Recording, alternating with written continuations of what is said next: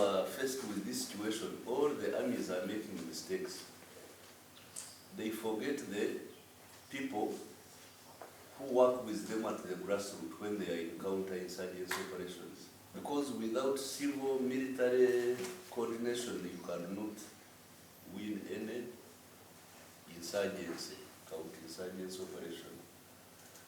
So as the elders who have been at it for a long time, we started thinking we must structure ourselves into society. We must embed ourselves into society if we are going to maintain a proper connection between the army and the people. 2012, we wrote a paper called Ceasefire, the future is bright.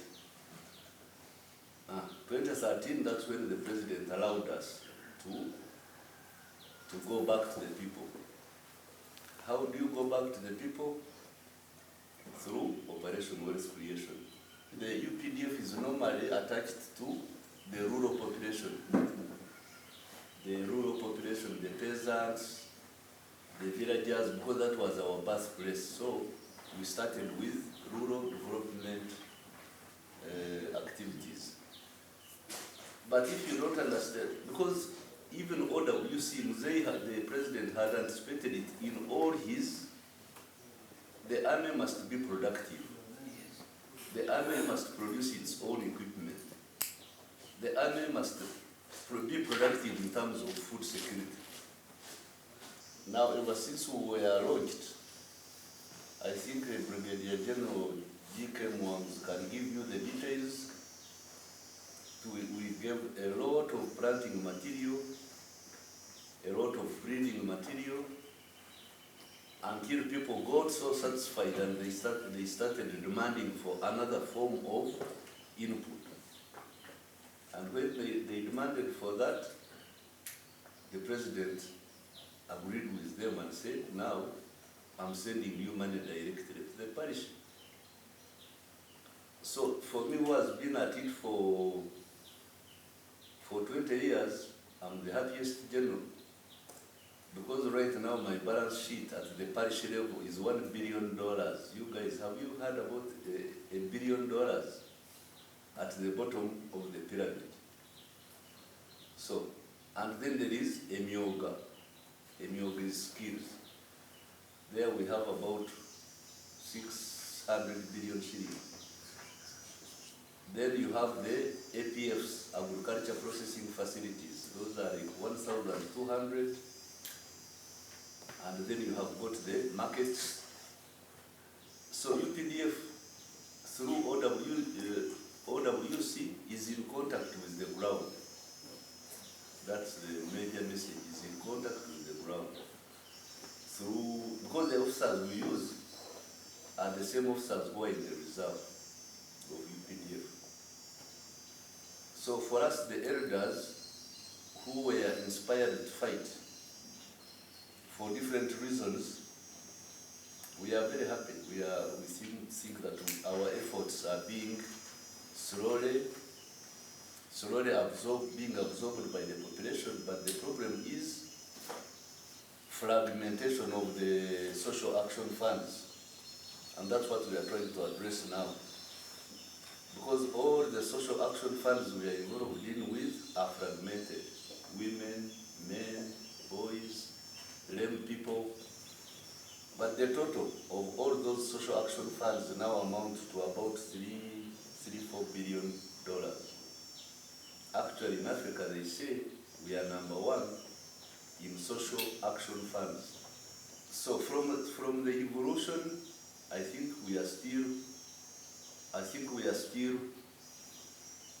perfecting, because definitely the origin of the struggle, that is in paper #1, the essay #1.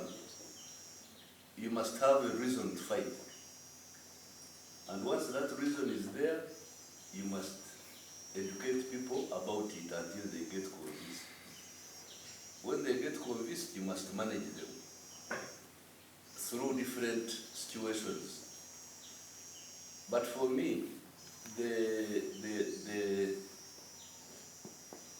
the the dilemma that the army has now is called information warfare. Information warfare, that's where the army is not, armies I think are not prepared. But I can be an expert advice on that. And myself, I can advise all of your armies about how to conduct this war now. Because this is your enemy number one now. But then if you read through the thread, if you read through the thread of the whole struggles we have had on the black of the African continent, the problem of ethnicity is a problem. Because at the end of the day, whatever that guy was saying, it ended up being ethnic.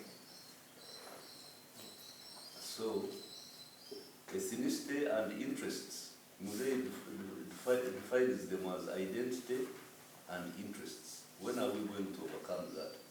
So, we wish them all the best, and we hope that all of you, the defense attaches, who have capacity to reinforce UPDF, you help us with those, with what they need.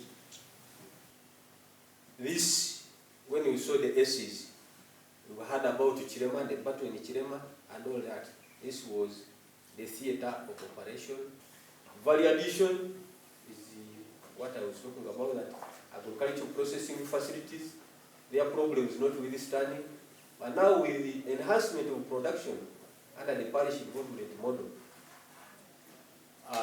inputs have been given in the chain of a decade.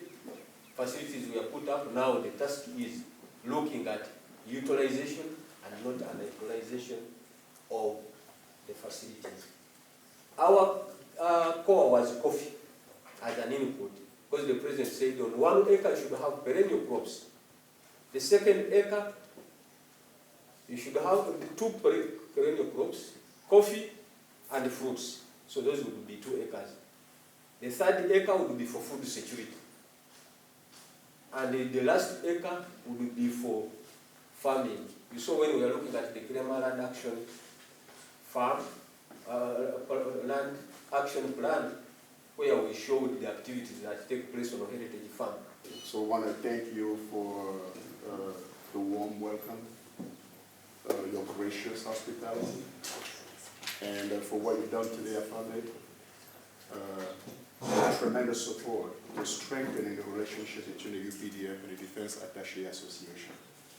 We are also here as a testament and indication of recognizing the distinguished service that you have rendered and continue to render to the Republic of Uganda, and to all the historical knowledge that you have shared today. So Afande, my colleague, gets designated me to present a token, this memento, as a sign of welcoming you as an honorary member of the Defense Attaché Association. In our next meeting, we hope to have you present to spark that discussion about Sudan and all the other Google and all these things that we have to discuss among ourselves. But again, we're here to learn from you, learn from your wisdom, and as we part ways today, sir, we just want once again thank you very much for making the time for us. So we're going to present you with this memento, and